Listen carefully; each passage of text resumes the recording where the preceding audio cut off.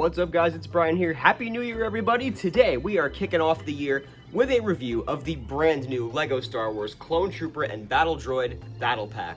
The set number is 75372, contains 215 pieces, 9 total minifigures, a really groundbreaking number of figures for a set that costs $30. So if you do the math out, you are getting 9 figures for $30. That's about $3 per figure if you value all the builds at around $3.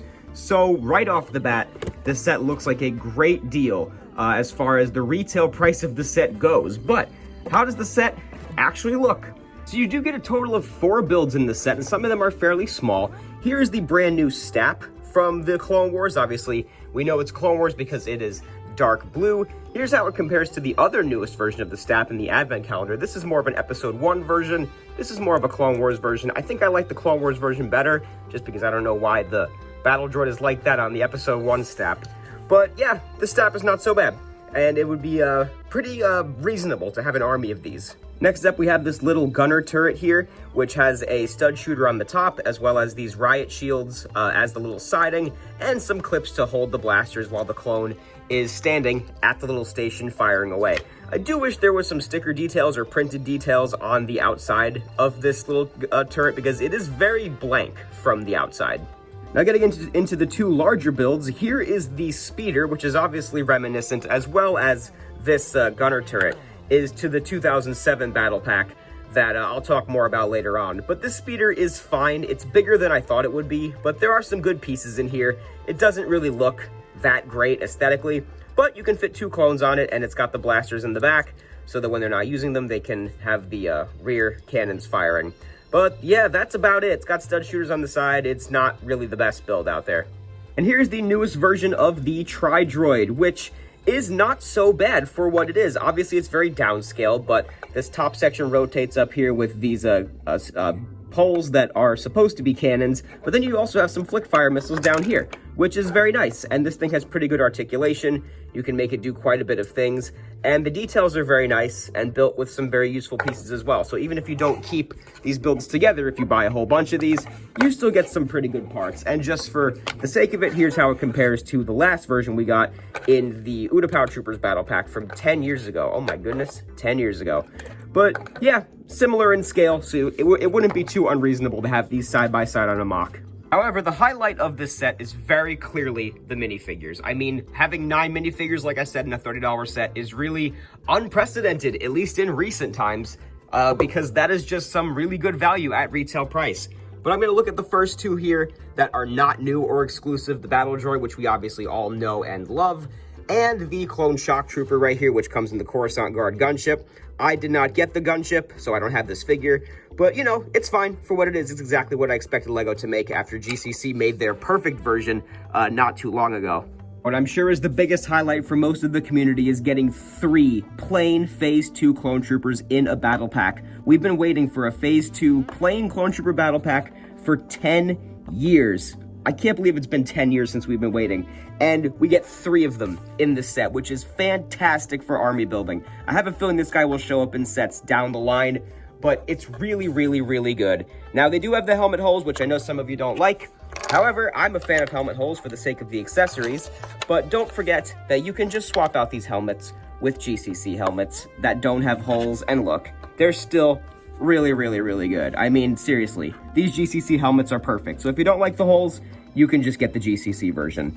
Now, one of the reasons I'm such a big fan of the helmet holes is the customization opportunities. The set does not come with any of these accessories for the helmets, which I think is a huge missed opportunity, because especially if you're going to have the helmet holes in the with these clone troopers, you might as well give some accessories to go along with it. I think that it could have been very useful for customization. However, I know that a lot of us do have leftovers in our collection that we can use to customize these clone troopers to our heart's delight.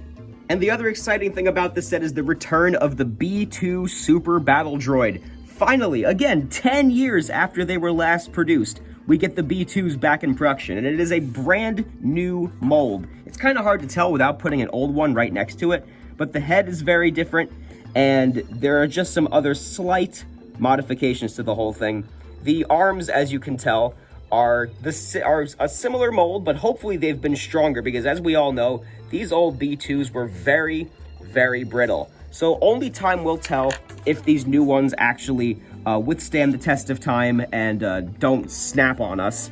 But overall, they're back, and they are actually better than they were before because of the new molds. So I'm very glad we have 3 of them in this set as well. I have a feeling they'll pop up later this year in other sets as well. So this won't be the last time we see them.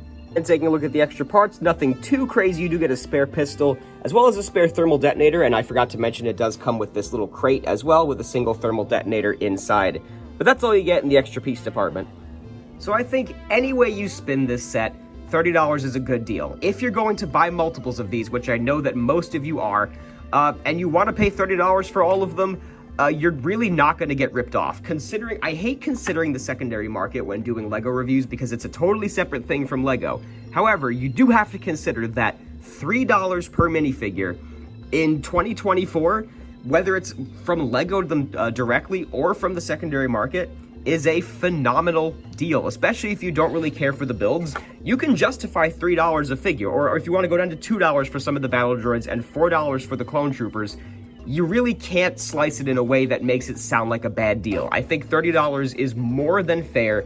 It's one of the best values we've seen from LEGO Star Wars in a very, very long time. And I think it also helps that LEGO doesn't really consider Battle Droids to be minifigures, but they're minifigures to all of us for the sake of army building and for mock building and all of that stuff. So you really can't spin this in a way where it's a bad deal. Now, I'm going to get a little bit negative here, so please bear with me. This was obviously meant to be a tribute to the first 2 battle packs, the Clone Trooper Battle Pack and the Battle Droids Battle Pack from 2007. Why didn't they just go all out for this? I mean, I like the Octoptara droid build here, but I really wish it could have been a droid transport speeder. And I'm not asking for any more battle droids to be included. However, if one of these shinies was replaced with a 327th Trooper to really be the combo battle pack tribute to the first 2 battle packs, this probably would have been an all-time favorite of mine, to be honest, if it had a droid carrier and a 327th Trooper instead of a 3rd shiny.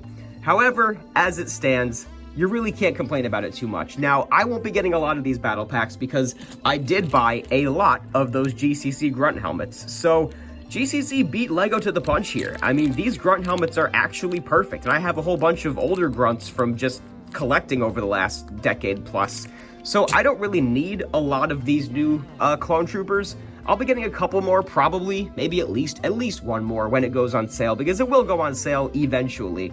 But as it stands right now, I don't need a whole bunch more of these, and I wish that if they were going to go all out, make a 9-figure battle pack, make it obviously a tribute to the classic battle packs, they should have just put a 327th Trooper in here and made this a droid carrier instead of an Octoptara droid.